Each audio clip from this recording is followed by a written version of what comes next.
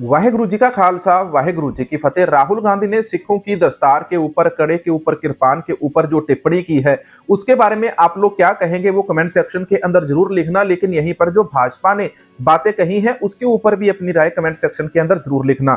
आज का वीडियो दस्तार के ऊपर होने वाला है। मेरी भी दस्तार काफी अच्छी सजाई हुई है। भाजपा कहती है कि भारत के अंदर सिखों को दस्तार सजाने से, किरपान पहनने से, कड़ा पहनने से नहीं रोका जाता है। रुको जरा, लेकिन इस वीडियो के अंदर मैं सबूत दिखाऊंगा। इन्हीं सबूतों को आप भाजपा के पास भी भेज सकते हैं। यूट्यूब के ऊपर, गूगल के ऊपर, फेसबुक के ऊपर, ट्विटर के ऊपर, हर जगह के ऊपर यह न्यूज भी आपको मिल जाएगी। लेकिन ये जो प्रूफ है, मैं आपको प्रूफ दिखाऊंगा वीडियो के अंदर पूरे के पूरे। बिना प्रूफ के कोई भी बात नहीं करूंगा, जहां पर भाजपा को भी जवाब मिलेगा और राहुल गांधी को भी अपनी बात का जवाब मिलेगा। राहुल गांधी अपने भाषण के अंदर क्या कहता है, सबसे पहले हमको ये बात सुननी होगी कि उसने अपने भाषण के अंदर बातें क्या बोली है। आइए सुनते हैं। What is your name? Brother, yeah, with the turban. What is your name? Balinder Singh. The fight is about whether he, as a Sikh, is going to be allowed to wear his turban in India. Or he, as a Sikh, is going to be allowed to wear a kada in India. Or he, as a Sikh, is going to be able to go to Gurdwara. That's what the fight is about. And not just for him, for all religions. Fight is also about, I can see here in the crowd, people from Tamil Nadu, Punjab, Haryana. I can see all these people. Telangana, Karnataka, Andhra Pradesh. Right? So now, when I say Kerala, now, see, I've been a member of parliament for Kerala. So when I say Kerala, first Maharashtra, Andhra Pradesh now. So first when you don't understand these things, you say Kerala is just a simple word. Or you say Punjab, simple word. But these are not simple words. This is your history, your language, your tradition, your entire imagination is in these words. And what the RSS is basically saying is that certain states are inferior to other states, certain languages are inferior to other languages, certain religions are inferior to other religions, certain communities are inferior to other communities. This is what the fight is about.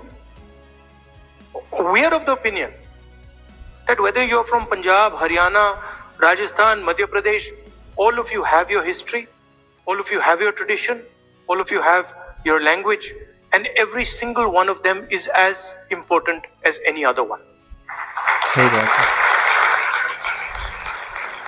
So how can you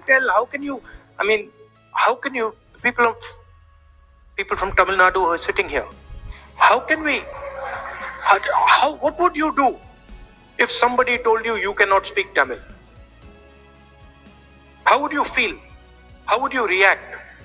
That is the ideology of the RSS. The Tamil, Marathi, Bengali,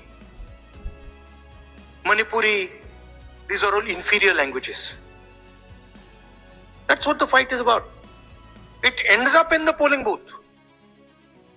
It ends up in Lok Sabha, Vidhan Sabha. But the fight is about what type of India we are going to have. Are we going to have an India where people are allowed to believe what they want to believe? People are allowed to respect what they want to respect, say what they want to say, listen to what they want to hear? Or are we going to have an India where only few limited people can decide what is going to happen? दोस्तों, राहुल गांधी का यह जो भाषण है ये काफी लंबा है। बहुत सारी बातें उन्होंने अपने भाषण के अंदर बताई, लेकिन इस वीडियो के अंदर हम केवल राहुल गांधी के उस भाषण की बात कर रहे हैं जहां पर वो सिखों के बारे में बोलता है। सिखों के बारे में बोलता है, यहाँ बोले कि वो देश के अंदर कानून की व्यवस्था के बारे में बोल रहा है, जहां पर वो बातें करता है कि हमें अलाउड है भारत के अंदर पगड़ी पहनना अलाउड है, कड़ा पहनना अलाउड है, कृपान पहनना अलाउड है, लेकिन असल के अंदर क्या है, धरती के ऊपर चल क्या रहा है। हमें कागज के ऊपर तो अलाउड है, लेकिन धरती के ऊपर चलता क्या है। मैं दस्तार पहनकर सजाकर वीडियो बना रहा हूं, आप लोग दस्तार सजाकर सिर के ऊपर दुमाला सजाकर वीडियो देख रहे होंगे, लेकिन भारत के अलग अलग कोनों की हम बात करें तो हर स्टेट की, हर जात की, हर धर्म के जो अलग अलग ट्रेडिशन होते हैं, रीति रिवाज होते हैं, अब उन सभी को आप इकट्ठा करके एक रूल सभी के ऊपर लागू नहीं कर सकते। आरएसएस या भाजपा जो एक नया कानून लेकर आ रही है, जिसको कहा जाता है कि एक देश एक कानून, सभी को एक ही कानून फॉलो करना पड़ेगा, तो उसके अंदर ये चीजें आती हैं। वहां पर क्या आपको दस्तार पहनने का हक दिया जाएगा? अगर सभी को एक ही कानून के अंदर रखा जाए तो वहां पर मुसलमान कैसे फॉलो करेगा, हिंदू कैसे अपने सिद्धांतों को, रीति रिवाजों को देखेगा, सिख किस प्रकार से अपने रीति रिवाजों का पालन करेगा। भाषा की बात करें तो पंजाब में पंजाबी बोलने पर रोक लगा दो, हरियाणा में हिंदी मत बोलने दो, जाटों वाली भाषा मत बोलने दो, बिहार के अंदर भोजपुरी मत बोलने दो, तो वो किस प्रकार का आपको लगेगा? आपकी ही भाषा आपको बोलने से रोका जाए। और इसी प्रकार से बात आती है दस्तार की, कड़े की, कृपान की। अब सबूतों की बात मैंने की थी, यहाँ पर सबूत आप साथ वाली स्क्रीन के ऊपर देख रहे हैं। देखो ये जो सबूत है ये इंटरनेट के ऊपर दोस्तों पहले से, इसके ऊपर हमने पहले भी वीडियो बनाया है। राजस्थान के अंदर सिख लड़की गई थी, सिख लड़का गया था, दोनों ही बच्चों को लॉ का एग्जाम देने से रोक दिया। बोला कि पहले अपनी श्री साहिब कृपान कड़ा उतार कर आओ, फिर जाकर तुम पेपर देना, तभी जाकर तुम एग्जाम दे सकते हो।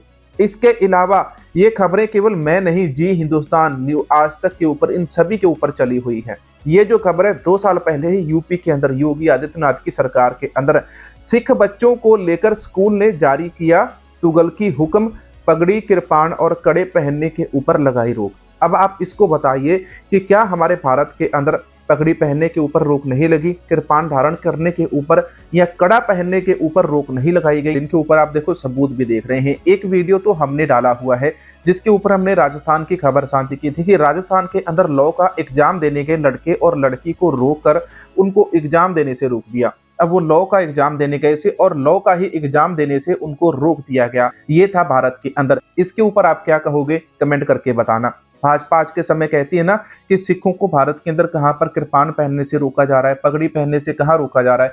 पगड़ी तो सर के ऊपर, दस्तार तो मैं भी सजा कर बैठा हूं, लेकिन हमारी एक दस्तार डिब्रूगढ़ की जेल के अंदर बंद है। सैकड़ों के सिरों के ऊपर दस्तार सजाने वाला अमृतपाल सिंह आसाम की डिब्रूगढ़ जेल के अंदर बंद है। बताओ उसका क्या कसूर था, उसको क्यों बंद किया हुआ एनएसए लगाकर? अगर राहुल गांधी ने गलत किया तो बताओ। मैंने आपको सबूत के साथ बात रखी है। मुख्यमंत्री तक उस बंदे को फंसाने में लगे हो, फिर भी आपसे 1.5 साल के अंदर एक सबूत तक नहीं घड़ा गया, तो उस बंदे का क्या कसूर है? वहां पर उसको एनएसए लगाकर आपने वहां पर बंद किया है। यही इसीलिए राहुल गांधी आज ये बोल रहा है कृपान पहनने के चलते उसको रोका गया।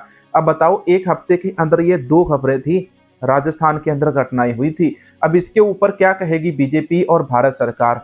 अगली बात सुन लो। इसके बाद एक और खबर आती है जहां पर जम्मू कश्मीर की बात चलती है। जम्मू कश्मीर के अंदर जो पंजाबी भाषा थी, पंजाबी भाषा की लड़ाई एक लंबे समय से चल रही थी।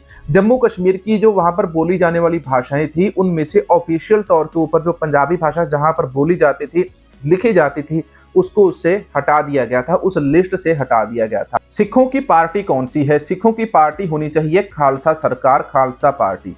सिखों की ना तो बीजेपी पार्टी हिमायत करती है, ना कांग्रेस करती है, और ना ही झाड़ू पार्टी करती है, ना मायावती वाली करती है, ना किसी पार्टी वाली करती है। सिखों को अपनी पार्टी खालसा पार्टी बनाकर खुद इलेक्शन लड़ना चाहिए। पंजाब हरियाणा के अंदर अपनी खालसा सरकार बनानी चाहिए और खालसा राज स्थापित करना चाहिए। इसलिए इन बातों को विचारने की जरूरत है।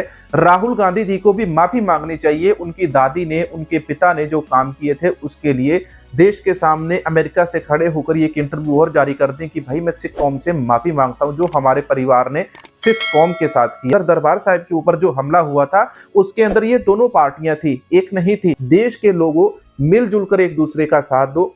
आज की राजनीतिक पार्टियां केवल 1-2 लोगों का साथ दे रही हैं। यहाँ पर किसी भी धर्म को दूसरे धर्म के खिलाफ लड़ने की जरूरत नहीं है। यहाँ पर केवल आपको एक अच्छी सरकार बनाने की जरूरत है, ईमानदार लोगों को सत्ता के अंदर लाने की जरूरत है, रेपिस्ट और बलात्कारी लोगों को पार्लियामेंट से उठाकर बाहर फेंकने की जरूरत है।